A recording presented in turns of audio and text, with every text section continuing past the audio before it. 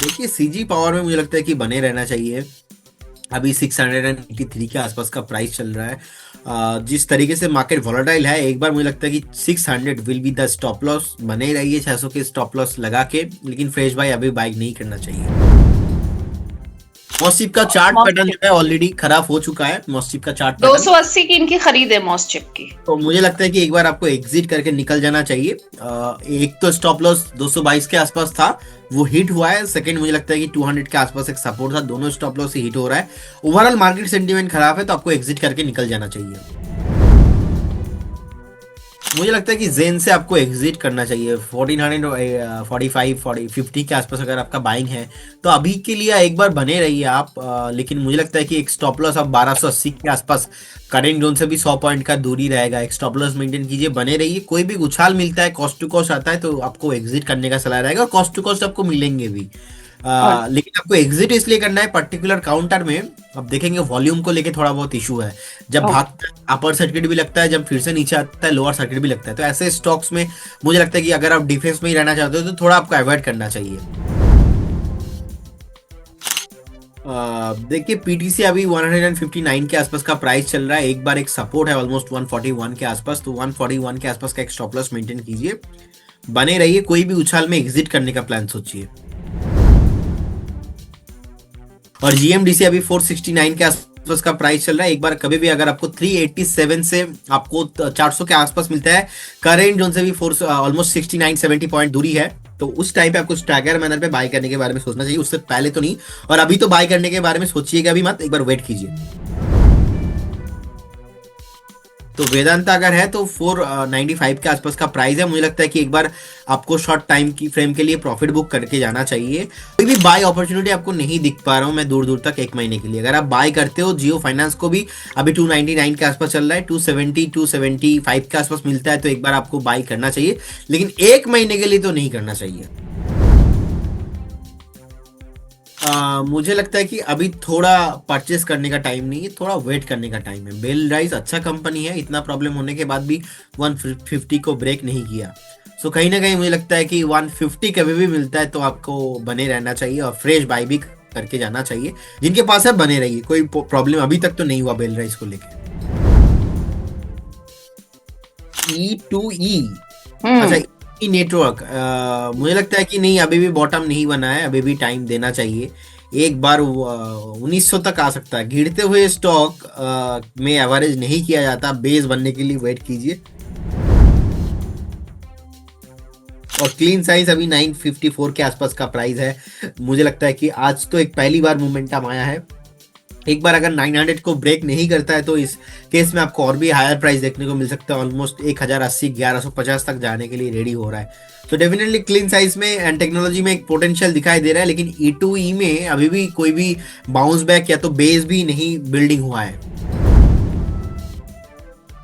मुझे लगता है कि एक पेनी स्टॉक है, करेंट जोन से एग्जिट करने का सलाह रहेगा। वॉल्यूम नहीं आता है, 29.49 के आसपास चल रहा है, तो एक बार करेंट जोन से एग्जिट करके निकल। टेक महिंद्रा आपको बने रहना है। टेक महिंद्रा बहुत ही बढ़िया कंपनी है। एंड मुझे लगता है कि टेक महिंद्रा को आपको करेंट जोन से भी 25 to 30% ग्रोथ पॉसिबल है। एक अच्छा खासा बेस बनाया, मार्केट नीचे आ रहा है, लेकिन टेक महिंद्रा देखिए पार्टिसिपेट नहीं कर रहा है। कहीं ना कहीं एक स्टॉक मोमेंटम दिखाने के लिए रेडी हो रहा है। बिल्कुल बने रहिए, जिनके पास है फ्रेश बाय भी आप करेंट जोन से करके जा सकते हो। करेंट जोन से 20 to 25% पोटेंशियल है अपसाइड। देखिए टाटा स्टील थोड़ा बहुत मेटल एंड स्टील में प्रॉफिट बुकिंग देखने को मिल रहा है, लेकिन टाटा स्टील हम्म बहुत ही फंडामेंटली एक स्ट्रॉन्ग काउंटर है। मुझे लगता है कि टाटा स्टील को आपको होल्ड रखना चाहिए। आप देखिए मैक्सिमम स्टॉक में लास्ट 2-3 दिन में जिस तरीके से पिटाई चल रहा है, ये बहुत ही नेगेटिव एक सेंटीमेंट दिखाई दे रहा है। लेकिन टाटा स्टील जैसे स्टॉक थोड़ा बहुत नीचे आ रहा है, इस वजह से आपको बेचना नहीं है। जिनका भी बाइंग 180 184 के आसपास है, फंडामेंटली बहुत ही स्ट्रॉन्ग काउंटर है। शॉर्ट टाइम के लिए अगर आपने लिया हो, तो 150 के आसपास का एक स्टॉप लॉस आपको डेफिनेटली मेंटेन करना चाहिए। बिल्कुल बने रहिए, कुछ भी प्रॉब्लम नहीं है। ओके देखिए अभी ऑलमोस्ट 926 के आसपास का प्राइस चल रहा है। मुझे लगता है कि एक शॉर्ट टर्म में और थोड़ा नीचे देखने को मिल सकता है। एक बार 903 902 के आसपास का एक सपोर्ट है। बिल्कुल एक सपोर्ट में मुझे लगता है कि और थोड़ा नीचे आ सकता है। अभी तो फ्रेश मोमेंटम पॉसिबल नहीं है। फ्रेश मोमेंटम पॉसिबल होगा 955 के अबव। देखिए मुझे लगता है कि कैनरा बैंक का अभी बिल्कुल बने रहना चाहिए। अभी 146 के आसपास है। आप देखेंगे चार्ट में कुछ भी नेगेटिव सेंटीमेंट है नहीं, और मार्केट इतना नीचे आ रहा है, कैनरा बैंक वगैरह नीचे नहीं आ रहा है। सो कहीं ना कहीं कैनरा बैंक, यूनियन बैंक, इन सारे बैंकों में कहीं ना कहीं पोटेंशियल अनलॉक वैल्यू होना अभी भी बाकी है। तो यूनियन बैंक का भी एक पोटेंशियल मैं देख पा रहा हूँ 200 के आसपास जाने के लिए, और कैनरा बैंक में भी अभी भी पोटेंशियल बाकी है। तो एटलीस्ट ऊपर नहीं आ रहा है वो अलग बात है, इस गिरावट में पार्टिसिपेट करके नीचे नहीं आ रहा है, यही सबसे बड़ा इसमें स्ट्रेंथ है। तो मुझे जितना समझ में आ रहा है कि डेफिनेटली आपको बने रहना चाहिए। चार्ट में कुछ दूर दूर तक प्रॉब्लम है नहीं, बिल्कुल बने रहिए। कल्पतरु अभी बेसिकली 1200 के आसपास का प्राइस चल रहा है, एंड मोटा मोटा देखा जाए तो एक डबल टॉप बनाने का कोशिश यहाँ पे हो रहा है। ऑलरेडी पूरा स्ट्रक्चर जो है वो क्लियर नहीं है, तो मुझे लगता है कि एक बार आपको 1145 के आसपास का एक स्टॉप लॉस मेंटेन करना चाहिए और बने रहना चाहिए। अभी 292 के आसपास का प्राइस है। मुझे लगता है कि और भी डाउन साइड मैं एक्सपेक्ट कर रहा हूँ, और भी नीचे आ सकता है। एंड कहीं ना कहीं जिस तरीके का चार्ट पैटर्न फॉर्मेशन हुआ है, एक बार मुझे लगता है कि 235 220 भी आ सकता है। तो जिनके पास पोजीशन है, आप एक बार शॉर्ट टर्म में देखिए कितना रिस्क आपके लिए हो सकता है। अगर ज्यादा रिस्क लग रहा है, ज्यादा क्वांटिटी आपने लिया है, तो एक बार प्लीज एग्जिट करके जाइए, निकल जाइए। फ्रेश बाई नहीं करना है अभी। मुझे लगता है कि अभी 221 222 के आसपास का प्राइस है। जिनके पास पोजीशन है बिल्कुल बने रहिए। चार्ट पैटर्न अभी भी पॉजिटिव है, और मुझे लगता है कि आज थोड़ा करेक्शंस कंप्लीट हो चुका है। अभी तो 7% नीचे है।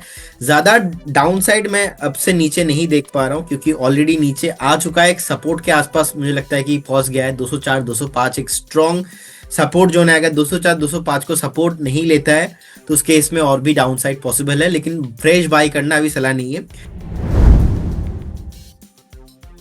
और स्टेट बैंक ऑफ इंडिया मुझे अच्छा लगता है। अगर स्टेट बैंक ऑफ इंडिया में जिस तरीके का सीजी पावर में एक गिरावट आया है, ऐसे अगर स्टेट बैंक ऑफ इंडिया में आता है, तो मुझे लगता है कि state bank of India definitely आपको बाय करना चाहिए। देश का नंबर 1 सरकारी बैंक है। अब 970 के आसपास का प्राइस है। कभी भी अगर आपको 950 से 925 930 के आसपास प्राइस मिलता है, डेफिनेटली आपको बाय करके जाना चाहिए स्ट्राइकर मैनर पे। बीएल में शॉर्ट टर्म के लिए अभी नहीं लिया जा सकता। मुझे लगता है कि 375 370 एक परफेक्ट रेंज रहेगा, उस रेंज पे आप एक्यूमुलेशन कीजिए। और बीएचएल भी अच्छा लगता है। आप देखेंगे 277 के आसपास का प्राइस है। अब मुझे लगता है कि 260 से लेकर 250 के रेंज पे आपको एक्यूमुलेशन करके जाना चाहिए। बीएल डिफेंस से है, बहुत बढ़िया काउंटर है, लेकिन अभी नहीं, थोड़ा 1-2 हफ्ता वेट करके जाइए। और ओवरऑल आज जिस तरीके का पिटाई बीएल को हुआ है, मुझे लगता है कि एक बार वेट करेंगे 2-4 दिन और, थोड़ा आपको नीचे प्राइस मिल सकता है। मुंजाल ऑटो को लेके थोड़ा बहुत इशू है, क्योंकि Munjal auto small cap category में आता है। जब गिरता भी है बहुत जोर से आता है नीचे, और कहीं ना कहीं मेरे को लगता है कि 72 के आसपास का एक स्टॉप लॉस मेंटेन कीजिए। इसके नीचे आपको नहीं देखना है। कभी भी इसके नीचे आता है तो आपको एग्जिट करके निकल जाना चाहिए। देखिए मुझे लगता है कि कहीं ना कहीं एक पेनी स्टॉक है। अभी 15.5 के आसपास का प्राइस है। मार्केट कैप भी आप देखेंगे ऑलमोस्ट 1450 करोड़ के आसपास का है। अब रिसेंटली एक सिमकॉन ने एक कमर्शियल प्रॉपर्टी को भी जो है एक्वायर किया है। ऑलमोस्ट उसका वैल्यूएशन 51.7 करोड़ के आसपास का है। सो ओवरऑल देखा जाए तो चार्ट में थोड़ा बहुत अभी भी मुझे लगता है कि डाउन ट्रेंड में और नीचे आना पॉसिबल है, लेकिन इसके आधार पे 1-2 न्यूज की वजह से मुझे आई डोंट थिंक कि यहाँ पे आपको ज्यादा वो आरओआई बना के दे सकता है। मल्टी वगैरह हो सकता है, दूर दूर तक मेरे को ऐसा नहीं दिखता है। सो एक बार एक स्टॉप लॉस मेंटेन कीजिए 13 रुपीज के आसपास। 13 rupees will be stop loss, और एक बार एग्जिट करने का सलाह रहेगा। अब 13 रुपीज पे कभी भी हिट होता है तो, लेकिन फ्रेश बाय किसी को नहीं है। न्यू इन्वेस्टर्स के लिए तो कुछ भी सलाह यहाँ पे नहीं होगा, अवॉइड कीजिए। एग्जिस्टिंग इन्वेस्टर में hold with stop loss of 13। अभी 187 के आसपास का प्राइस है। बहुत जोर से नीचे आया है। चार्ट में ज्यादा कुछ मोमेंटम है नहीं, लोअर सर्किट में बंद हुआ है। सो ये तो और थोड़ा नीचे आ सकता है। कोई भी उछाल मिले, या तो बाइंग सेलिंग कभी भी एक्टिविटी कभी भी होता है तो एग्जिट करके जाइए। ऐसे स्टॉक्स में जितना वेट करेंगे उतना ही मुश्किल है, क्योंकि देखेंगे आज से कुछ दिन पहले भी ऑलमोस्ट 350-70 के आसपास ट्रेड हो रहा था। अभी 187 आधा हो गया इससे स्टॉक, और नीचे कोई सपोर्ट भी नहीं है, और लोअर सर्किट लगा के नीचे आ रहा है। तो ये बहुत दिखाता है कि फंडामेंटल अपने आप में कितना वीक है। तो एक बार एग्जिट करने का सलाह रहेगा। 685 में आपने खरीदा था, 650 के आसपास स्टॉप लॉस आपको लगाना चाहिए था। शॉर्ट टर्म व्यू है, थोड़ा और लंबा व्यू है तो 600 पे स्टॉप लॉस लगाना चाहिए था। थोड़ा और लंबा व्यू है तो आपको एटलीस्ट 580 में स्टॉप लॉस लगाना चाहिए था। थोड़ा और लंबा व्यू है तो एटलीस्ट 500 पे स्टॉप लॉस मेंटेन करके दीजिए। स्टॉक मार्केट कोई हमारा अपना नहीं है, और स्टॉक मार्केट पे हम जब भी आते हैं इन्वेस्ट करने के लिए, यहाँ पे रिस्क बहुत है। वो इसीलिए तो कहते हैं कि रिस्क है तो इश्क है। अब ऐसे इश्क होना कि आपको इतना नुकसान हो जाए, वो भी नहीं होना चाहिए। तो देखिए आपने 680 में खरीदा, अभी 506 के आसपास अभी चल रहा है। मुझे लगता है कि बहुत पहले स्टॉप लॉस हिट हो चुका है, आप बहुत लेट हो चुके हो। लेकिन कोई बात नहीं, अभी भी टाइम है, एग्जिट करके निकल जाइए स्टॉक में। टाटा टेक एक बेस बन चुका है ऑलमोस्ट, आप देखेंगे 625-30 के आसपास अच्छा खासा बेस बनाया। और जब आईपीओ आया था कंपनी, ऑलमोस्ट उस टाइम पे प्राइस था 1200 के ऊपर। लगातार आईपीओ हाई के ऊपर सस्टेन नहीं किया, लगातार लोअर लो लगा के नीचे आया। इनफैक्ट ऐसे कंपनीज को हम बहुत ही आइडेंटिफाई करते हैं और उसमें इन्वेस्ट नहीं करते। तो बहुत सारे कंपनी है जो वहाँ पे आइडेंटिफाई करते और इन्वेस्ट करते, और ऐसे कंपनी जो आईपीओ हाई के नीचे सस्टेन कर रहा है यहाँ पे इन्वेस्टमेंट नहीं करते। तो एनालिसिस ऑलवेज 2-3 तरीका होता है। मुझे लगता है कि अगर वैल्यू इन्वेस्टिंग के बात अगर हम करते हैं तो यहाँ पे वैल्यू इन्वेस्टिंग अभी करने का अपॉर्चुनिटी भी है, मौका भी दिखाई दे रहा है। रिसेंटली रिजल्ट भी आया था, अच्छा खासा रिजल्ट था। मुझे लगता है कि 625 ब्रेक होना नहीं चाहिए। एक स्ट्रिक्टली स्टॉप लॉस मेंटेन कीजिए और आपका बाइंग है 703 के आसपास। डेफिनेटली आपको प्राइस आने वाला दिनों में 950 1000 के प्राइस और भी आपको आते हुए दिखाई देंगे। It will take at least 4 to 5 months time लगेंगे। चलिए प्रदीप जी, अब प्रदीप जी के शेयर बता दीजिए। आपके हिसाब से आज के मार्केट सिनेरियो को देखकर जो उठापटक की हम बात कर रहे थे, कैसे में कैसे करें व्यापार, कैसे करना चाहिए किन शेयर्स में?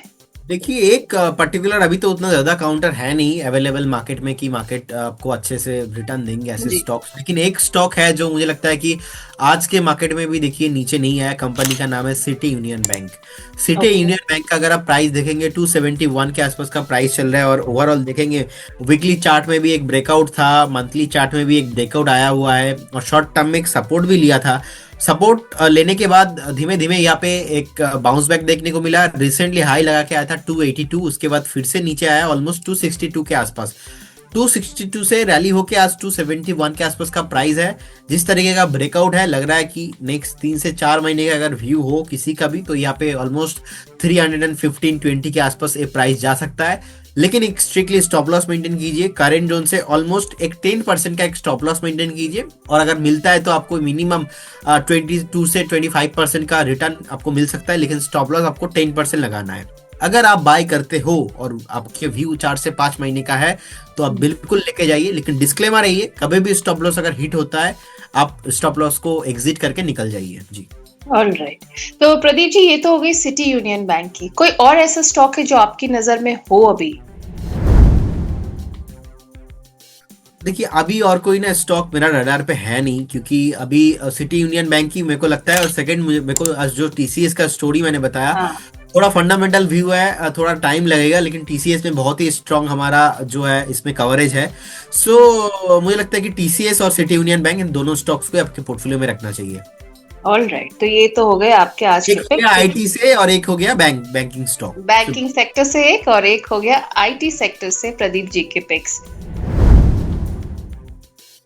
देखिए अनंत राज में मुझे लगता है कि 570 चल रहा है। अगर 480 के आसपास मिलता है तो देन आपको एंट्री करने के बारे में सोचना चाहिए, उससे पहले नहीं।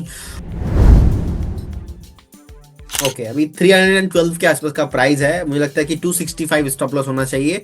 शॉर्ट टू मीडियम टर्म का एक व्यू यहाँ पे नेगेटिव ही रहेगा। जिनके पास पोजीशन है, एक कंसोलिडेशन होने वाला है। 265 के नीचे नहीं रहना चाहिए, अभी तो आप बने रहिए। कभी भी 345 से लेकर 350 के रेंज में मिलता है तो उछाल में एग्जिट करने का प्लान आपको ढूंढना चाहिए जी। ऑलराइट प्रदीप जी, आज आप हमारे शो पर आए, आपने हमारे व्यूअर्स के साथ इतने सारे सवालों के उनके जवाब दिए, इतने सारे स्टॉक्स और शेयर्स की दुविधाओं पर उनको जवाब दिया। Thank you so much for coming on the show today.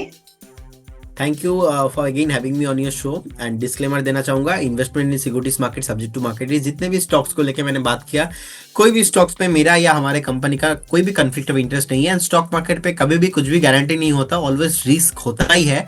और हमने बहुत सारे इन्वेस्टर्स को देखा है कि स्टॉप लॉस मेंटेन नहीं करते, बाद में ब्लेम करते। तो काइंडली स्टॉप लॉस कृपया करके मेंटेन कीजिए और एक बार खुद से भी स्टडी कीजिए। बहुत बहुत धन्यवाद मैम आपको और सारे व्यूअर्स को। Thank you so much Pradeep ji and thank you to all our viewers. आप लोग आज हमारे शो में जुड़े और आप हमारा हिस्सा बने, इसके लिए बहुत बहुत शुक्रिया। जाने से पहले मैं यहाँ पे हमारे व्यूअर्स को ये भी बता दूं कि भाई हमारी एक मेंबरशिप है जिसका लिंक हमने पिन कर रखा है। हमारे यहाँ मार्केट एनालिस्ट आते हैं, सेबी रजिस्टर्ड मार्केट एनालिस्ट, जो कि जाने माने एनालिस्ट है, भरोसेमंद है, वो आपको डीआरएस इनसाइट्स के चैनल पर मिलते हैं। तो उनसे सवाल पूछने का मौका आप कैसे खो सकते हैं, उसके लिए आप ले लीजिए डीआरएस इनसाइट्स की मेंबरशिप। मैं यहाँ पर बता दूं, डीआरएस इनसाइट्स के प्रोग्राम पर दावे के साथ हम कह सकते हैं कि जितने सवाल हम यहाँ पर सेबी रजिस्टर्ड एनालिस्ट से लेते हैं शायद ही कोई और चैनल लेता होगा। तो आप लोग इस मौके का फायदा उठा सकते हैं। हमारी मेंबरशिप शुरू होती है 159 रुपीज से, जो कि हमारी डीआरएस इनसाइट्स की प्रीमियम मेंबरशिप है। फिर हमारी मेंबरशिप जिसमें आप एक सवाल पूछने का मौका पा सकते हैं हमारे एनालिस्ट से।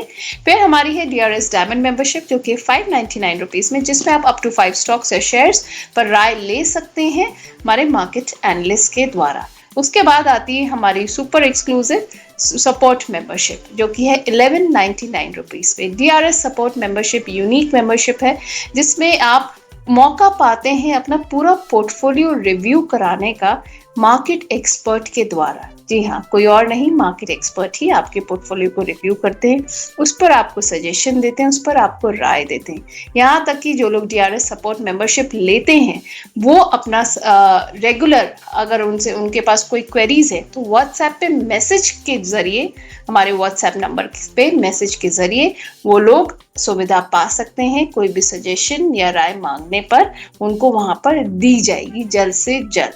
तो फिर देर किस बात की, अगर आप मेंबर हैं तो आप अपग्रेड कर सकते हैं डीआरएस सपोर्ट पर, और अगर आप मेंबर नहीं हैं then please welcome to the club. You can come and be a DRS insights member and ask queries from market analyst जो कि भरोसेमंद है।